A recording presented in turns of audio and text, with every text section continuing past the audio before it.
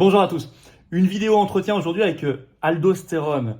C'est un vrai bonheur. Hein. Et là, en plus, en direct du QG des Patriotes, vous aviez énormément apprécié la première vidéo depuis le congrès d'Arras où nous l'avions invité, il a pris la parole.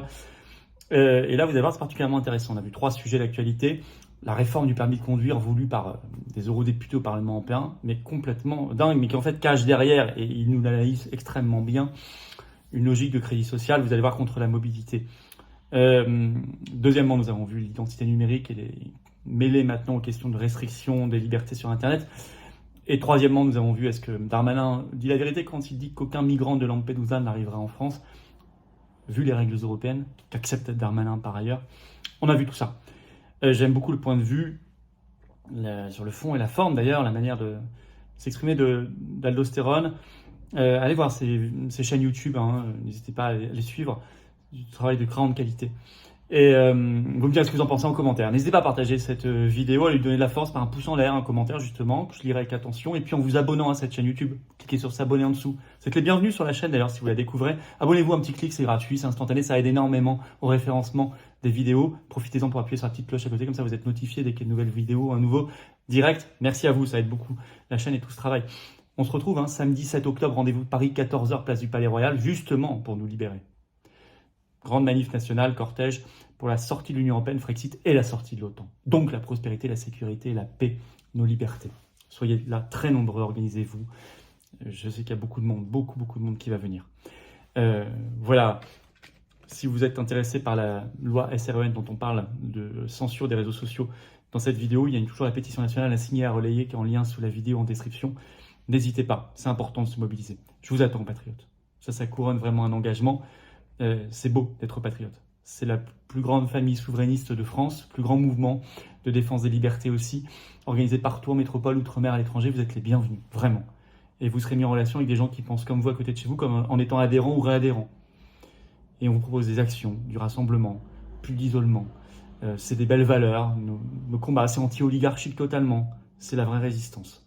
Vous pouvez également faire un don de soutien au mouvement pour l'aider à faire plus d'affiches, de tracts concrètement, de manifs, d'opérations coup de poing et tout le reste. De vidéos comme ça et tout le reste. Comment on fait pour adhérer, réadhérer? C'est le premier lien sous la vidéo en description. Ce lien est également en commentaire épinglé. Petite fiche maintenant sur l'écran et dans les dernières secondes de la vidéo, le lien apparaîtra aussi sur l'écran. Je vous le redirai plus. Faites-le maintenant ou faites-le tout de suite après la vidéo. Mais n'oubliez pas demain, maintenant. J'ai besoin de vous. Vous pouvez faire un don de soutien au mouvement, c'est le deuxième lien sous la vidéo en description. Tout ça, c'est défiscalisé aux 2 tiers pour vous, par l'État. C'est-à-dire que si vous mettez 60, ça vous coûte 20 après impôt, 20 euros. Si vous mettez 600, ça vous coûte 200. Si vous mettez 6000, ça vous coûte 2000. Si vous mettez 6, ça vous coûte 2. Je peux pas dire mieux. Bravo aux donateurs, aux réadhérents, bienvenue aux nouveaux adhérents patriotes. Bon entretien et vive la France. Bonjour Aldo. Bonjour Florian. Alors je suis ravi, ça devient presque une habitude, mais bon, tu es de passage à Paris, donc j'en profite. D'ailleurs, on est au siège des Patriotes, que je t'ai fait visiter, c'est vite fait parce qu'il n'est pas très grand, mais voilà. Bienvenue. Merci. On va passer en revue 3 actualités qui sont assez interpellantes, on va dire. Tu vas me dire ce que tu en penses. Ça m'intéresse beaucoup d'avoir ton avis. D'accord. Je ne sais pas si tu as vu au Parlement européen et discuté en ce moment un projet déposé à l'origine d'ailleurs par une eurodéputée française, Karima Delli, verte, ELV, de restreindre considérablement le droit au permis de conduire, notamment pour les plus jeunes et les plus vieux. Enfin, plus vieux, ça commence à 60 ans. Hein. Bon. Alors, c'est quand même assez délirant parce que les jeunes, les nouveaux conducteurs, je ne sais pas pendant combien de temps, peut-être 2 ans, ne pourraient pas rouler à plus de 90 km/h partout, hein, ne pourraient pas rouler la nuit, donc les jeunes travailleurs de nuit, je ne sais pas comment ils font, et devraient repasser un examen un peu allégé, mais quand même, au bout de 2 ans. Et puis les plus de 60 ans, eux, leur permis serait valable 7 ans. Les plus de 70 ans, leur permis serait valable 5 ans. Et les plus de 80 ans, leur permis serait valable 2 ans. Est-ce que tu penses que c'est la sécurité routière derrière ça, ou est-ce que tu penses que c'est autre chose? Non, personnellement, je pense que c'est autre chose. Pour moi, ça vient toujours dans ce package d'attaques contre la mobilité. Ouais. Clairement, on ne veut pas qu'on bouge. On est en train de nous dire, le message, c'est rester chez vous. Alors, c'est une attaque, comme d'habitude, toujours sous couvert de bons sentiments. On le fait pour améliorer la sécurité routière. Parce que, oui, forcément, c'est toujours ces projets avec des intentions funestes, arrivent toujours drapés de certaines vertus comme ça en apparence, juste pour nous habituer, nous dire, vous voyez, on n'est pas n'a pas des intentions sinistres. Au contraire. Voilà, au contraire, on est là pour vous protéger. On est bien. Votre bien, on est notre meilleur ami, votre meilleur ami. Et à partir de là, on va faire donc c'est une attaque là sur le permis de conduire, sur le droit de l'avoir. On complexifie. J'étais impressionné par tous les chiffres. Au bout d'un moment, on ne comprendra même plus comment avoir et comment garder un permis de conduire. Parce qu'il faut savoir que le but, c'est toujours de faire accepter le principe. Une fois que le principe est acquis, par la suite, on ira vers une complexité crescendo. Par exemple, on a dit 60 ans, ça peut demain descendre à 50, demain à 45. Ça peut être tout le monde ensuite. Ça peut être Votre tout le permis ne sera monde. valable que 3 ans. Voilà, ça va être tout le monde qui conduit pas la nuit, on ne veut pas voir de voiture la nuit, on ne veut pas voir de voiture le week-end. Et on sait aussi qu'en parallèle, il faut mettre cela en parallèle avec, par exemple, on nous dit, il y a des voix qui s'élèvent pour nous dire 4 vols par vie, voire pas de vol du tout. Il y a Jean Covici. Voilà, il y a déjà des projets très concrets pour interdire les véhicules. Au départ, comme à Paris, par exemple, on commençait par interdire les voitures anciennes, puis les diesels, et puis les essences, puis tout le monde. Voilà, on veut voir personne. Les zones faible émission. Là. Voilà, donc progressivement, si on prend tout cela et qu'on le voit sous le même spectre, on réalise que c'est un projet. Extrêmement cohérent. Extrêmement cohérent, oui, extrêmement cohérent, qui est en train de se donner les moyens techniques, juridiques, administratifs, pour qu'à un moment donné, sortir de chez soi deviendra extrêmement difficile. Pour la masse, en tout cas. Absolument, parce que je n'ai aucun doute que pour le reste, ça sera toujours open bar comme d'habitude. Par exemple, on sait que... Est-ce qu'on demandera à Brigitte de repasser son permis tous les 3 ans Mais non, pas du tout. Et puis, si on va consulter son statut de permis de conduire, on risque des problèmes. Par exemple, les voitures seront interdites. Oui, mais on n'interdira pas, par exemple, les voitures de sport. Les voitures qui sont fabriquées à la main et mises en série limitée, on sait de quoi on parle, c'est des voitures pour les moteurs thermiques. Ouais. Voilà, pour les moteurs thermiques extrêmement puissantes et tout. Donc on peut imaginer un jour, par exemple, avoir le périph' parisien vide, sans circulation, et puis bon, on aura une course de voitures de sport qu'on ira voir au-dessus des ponts. Ce sera les adolescents, des politiques, des PDG, tout ça, qui eux ne seront pas touchés par ces interdictions. Oui, non, mais c'est pas du tout ce que tu dis. À mon avis, ça approche énormément de leur projet. Ils l'ont déjà fait d'ailleurs. Quand on est capable de faire un pass sanitaire ou de réfléchir à un pass carbone, c'est qu'on est capable de ça, c'est évident. Donc ça doit nous mobiliser, je pense, très grandement dans notre réflexion pour pouvoir agir et résister. Oui, absolument. Et ne jamais accepter des restrictions de liberté sous couvert de « pour votre bien ». Voilà, je suis l'État, je suis ton ami, je vais restreindre ta liberté pour ton bien. Ça, c'est toujours le même schéma qu'ils utilisent, c'est ça. Surtout les projets. Surtout que là, ça vient de l'Union européenne, donc ça doit nous alerter encore plus. Absolument. Alors justement, un deuxième point, c'est assez lié, mais j'ai vu le député macroniste Paul Midi, un jeune député qui était d'ailleurs avant chez McKinsey, qui se fait élire là en 2022 et qui a dit, en ce moment est discutée à l'Assemblée nationale la loi SREN, sécuriser et réguler l'espace numérique, pareil, un bon sentiment, et qui voulait à un moment interdire les VPN en France. Pour ça, ils ont quand même renoncé. Mais ils veulent mettre fin à ce qui s'appelle l'anonymat sur Internet, qui en fait n'existe déjà pas. C'est pas vrai, il n'y a pas d'anonymat sur Internet, mais ils veulent faire croire que ça existe. Donc, ils disent, vous allez donc avoir une identité numérique obligatoire pour ensuite vous créer votre compte sur les réseaux sociaux, X, Facebook, Instagram, tout ce que vous voulez. Vous devrez d'abord avoir une identité numérique. Pour vous protéger, et protéger nos enfants, nous protéger du terrorisme, etc. Et toujours pareil, les bons sentiments. Mais il l'a avoué, il a dit, c'est pour pousser les gens à aller vers une identité numérique obligatoire, dont on sait que c'est un projet qui est d'ailleurs en ce moment en cours aussi dans l'Union européenne. Là, qu'est-ce que ça t'a... Là, pareil, c'est le même raisonnement, c'est-à-dire que c'est faux, bon sentiment et derrière un projet coercitif ? Absolument, toujours la même chose, bon sentiment. Et puis on a un projet coercitif, c'est un projet de contrôle, c'est un projet pour que tous les faits et gestes, qu'ils soient en ligne ou dans la vie de tous les jours, soient traqués, soient mis dans des bases de données, soient analysés, d'autant plus qu'aujourd'hui avec ce qu'ils appellent entre guillemets l'intelligence artificielle, même si je trouve que le terme est un peu galvaudé, ça signifie aujourd'hui qu'ils ont une capacité d'analyse énorme, pouvoir injecter des données dans des serveurs et puis les faire attaquer par des algorithmes, des ordinateurs ultra puissants qui pourront analyser la vie de tout un chacun et tout croiser en temps réel. Et ça, on imagine l'horreur que ça peut donner. Ça pourrait mener à quoi ?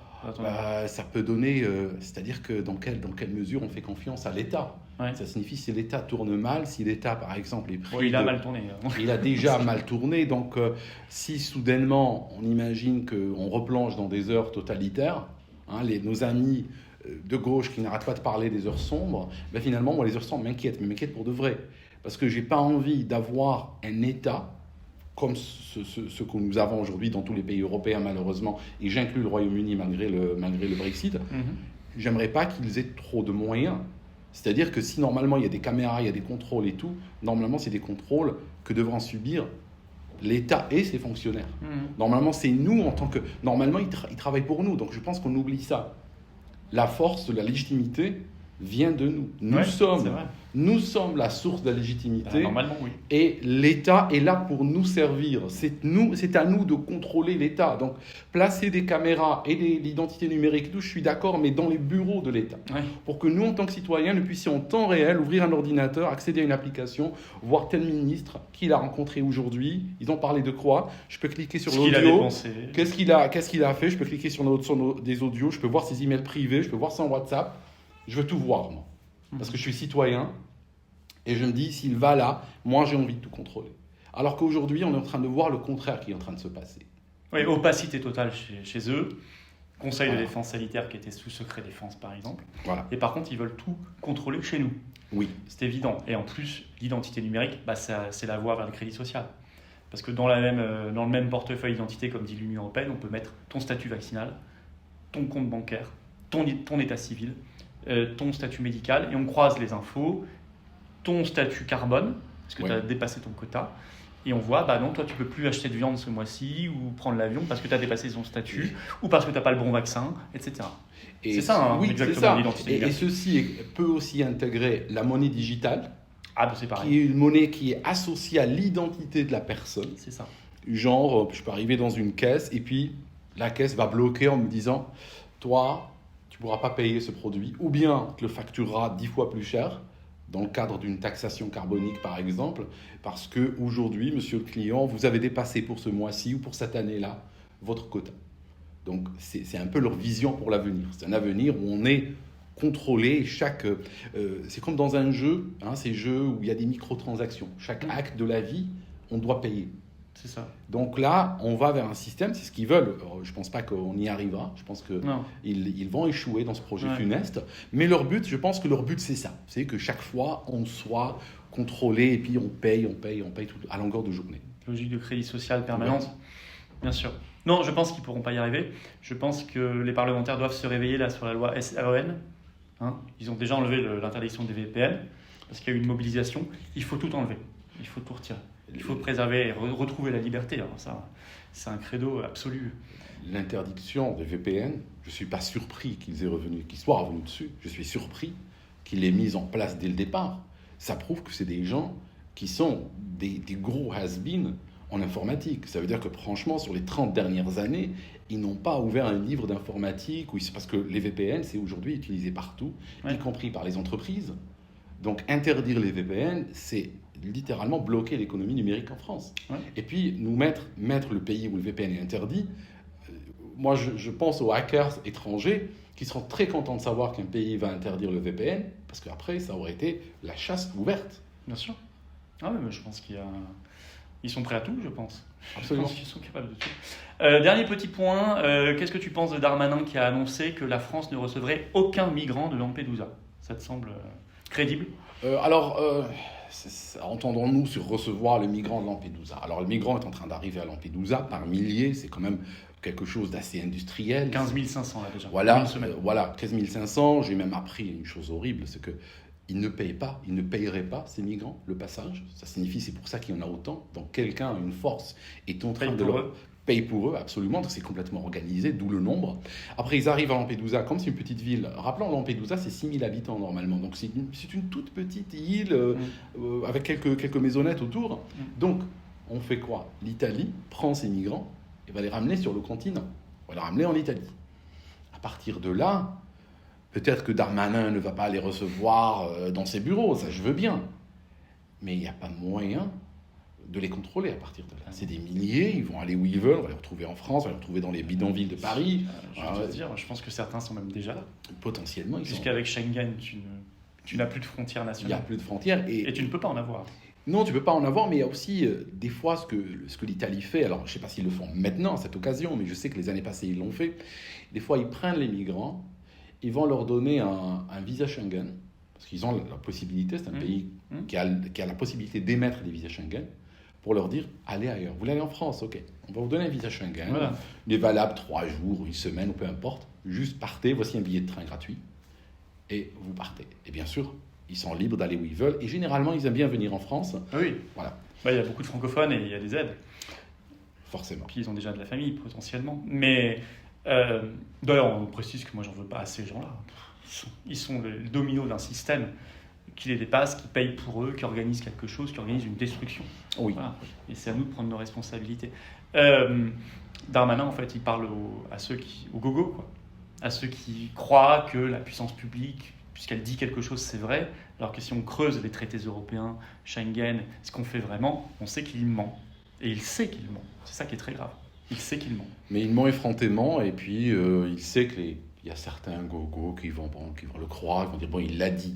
Jusqu'au jour où ils vont tomber nez à nez sur les migrants de Lampedusa dans les rues de Paris, ça sera autre chose. Comme ils avaient cru Mélanie en Italie, quoi.